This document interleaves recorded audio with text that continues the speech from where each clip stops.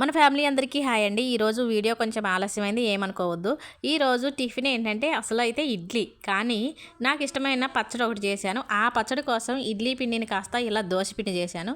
ఈ ఇడ్లీ పిండిలో అల్లం, పచ్చిమిర్చి, ఉల్లిగడ్డ ముక్కలు కోసి వేసి, కొత్తిమీర, కరివేపాకు, జీలకర్ర కూడా వేసి మొత్తం కలిపేసి ఇలా దోశలు అయితే పోసాను. దోశలు ఇడ్లీ పిండి కదా ఎలా వస్తాయో ఏమో అనుకున్నాను, కానీ చాలా బాగా వచ్చినాయి. టేస్ట్ కూడా చాలా బాగుంది. ఇంతకీ అసలు పచ్చడి ఏంటంటారా? నాకు చాలా అంటే చాలా ఇష్టం దోసకాయ పచ్చడి. ఆ దోసకాయ పచ్చడి చేసా ఈరోజు. ఆ పచ్చడి కోసం ఇడ్లీని కాస్త ఇలా దోశలు చేసేసా. ఇక ఈ దోశలతో నాకు చాలా ఇష్టమైన దోసకాయ పచ్చడితో ఈరోజు అయితే కుమ్మేసా.